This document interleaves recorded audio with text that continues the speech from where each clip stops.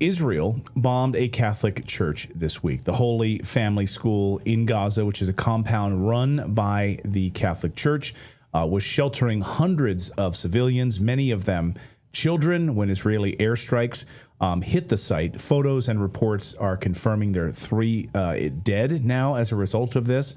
The Vatican News published this.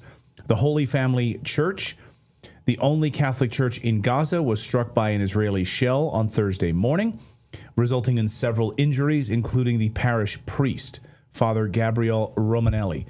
Cardinal Pisabala, the Latin Patriarch of Jerusalem, told Vatican News that 4 people were seriously wounded, of whom 2 are facing life-threatening injuries. I think we now know that 3 are now dead. We must first understand what happened, he wrote, but what must be done to protect our people, seek to ensure that these things do not happen again, and then see what we should do, said Patriarch Pisabella. But certainly we will never leave them on their own. Now, the Pope has posted this, saying that he's deeply saddened about the loss of life. He did not name Israel the way the Vatican News, the official Vatican News, did name Israel. The Pope did not. He said he was saddened about this. He renews his call for a ceasefire.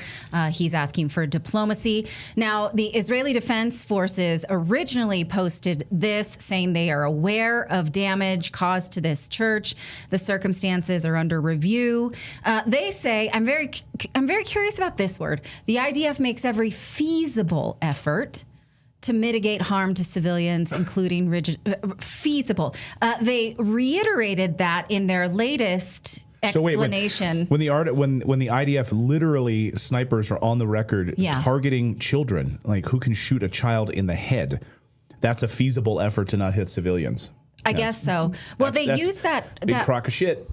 I don't think I believe that, but here's their most recent explanation, saying their reports suggest that fragments from a shell fired during operational activity in the area hit the church mistakenly.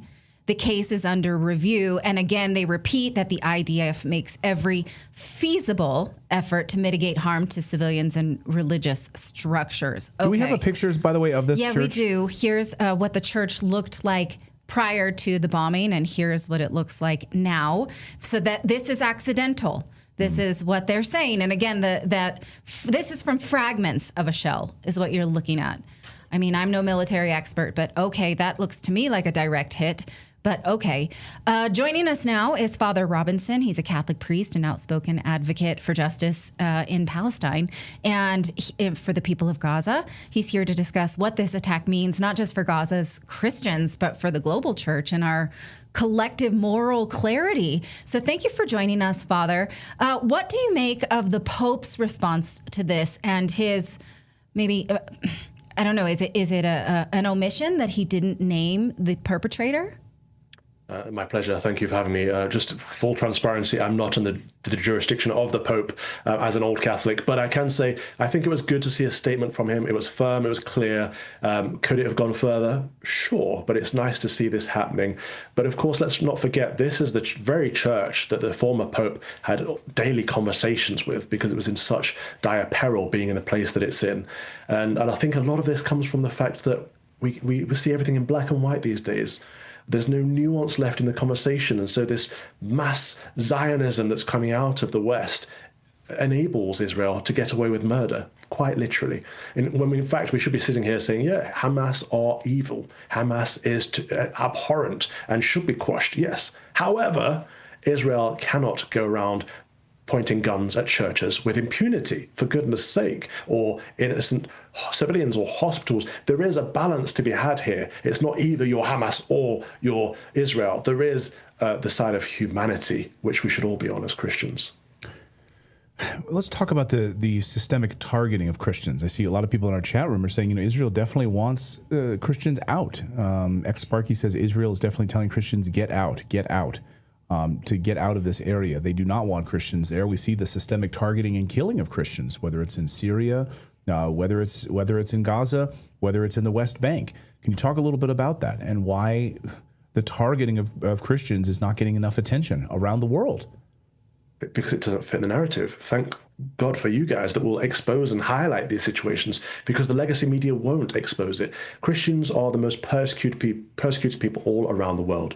northern Syria, northern Nigeria, Artsakh, anywhere around that region of the world, Christians are being persecuted, oppressed, sometimes gang raped, sometimes killed. It's awful evils that are happening. And why isn't it addressed? Because it's Christians. And often it's either Jews or Mohammedans who are doing the perpetrating. If it's the other way around, if there are Jews or Mohammedans who are being persecuted by Christians, the mainstream media in the West will lap it up. They love that. They love to show us as the bad guys. But if it's in reverse, they won't even cover it because it affects their narrative that everything white, everything Western, everything Christian is bad, everything brown, everything foreign, everything exotic is good. It's an absurd way to live. But thankfully, I think it's on the way out because it doesn't make any sense to ordinary people who know that Christ is true, Christ is good, Christ is beautiful, and therefore following him is a good thing. And anything that opposes him, such as Islam and Judaism, is not necessarily a good thing. I want to get your take on this. I sat down with a friend of the show, Tucker Carlson, a few weeks ago. He's Christian, of course. He's, I think, Episcopalian. And we had a conversation about why Christians are being targeted specifically. And I said, why do you think that this is? And he said, well, I think it's clear. To your point, it doesn't fit the narrative. And it's the only peaceful religion, anti-war. And one way to continue your murderous ways and to continue these wars is to push Christians out of the conversation. And he believes that the New Testament will be something that they'll move to ban in the future because it's too focused on peace. What do you make of that? Well, indeed, and they could do it very easily. They could say the New Testament is anti-Semitic, which is what they're doing. Anything Christian these days is either Islamophobic or anti-Semitic. I know street preachers who've been arrested in my homeland in Britain because what they're preaching offends people of the Mohammedan faith. It's like, well, so what? If the truth offends, so what? But as to your prior question, in why is it Christianity that is under attack? Well, it's because it's the truth. This isn't just politics. This isn't just Israel, Syria, Iran, Iraq. This is spiritual. We're in the midst of a spiritual war that's been going on long before we were around. And actually, what this is demonic interference. The devil hates Christ. The devil hates Our Lady. The devil hates the truth. He hates beauty. He hates goodness. And so these things will always be under attack wherever you see them. And the church represents all three of those transcendental values. And so, of course, the church is always going to be under attack in dark areas, in dark places, by dark people. Now, I saw something on replies to the Pope on his X feed in this post we just showed you. People are saying you should have been there. You should have been more in touch with this priest who runs this church. We know that Pope Francis was close to him. What does that mean? Did people expect Pope Leo to actually visit Gaza, which is an active war zone? Or what is that criticism? Can you explain it?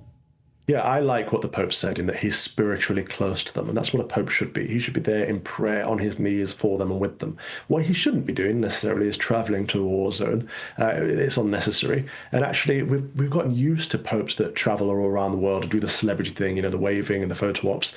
That isn't what a Pope should be doing. He should be sitting on the seat of Peter as the spiritual advisor, as the universal Pope of the Church, and governing from the Vatican. He doesn't need to be doing the 21st century visitation thing that kings and prime ministers and presidents do, and show their face to pretend they care, because he should genuinely be caring, and to genuinely care is to be in prayer. I quite liked the Eras Latin tour. Patriarchs. We don't need the Pope Eras tour right now. Right, indeed. And the Latin Patriarch put out a very strong comment as well, saying that he's not actually sure if this was an accident, and so that was quite bold of him.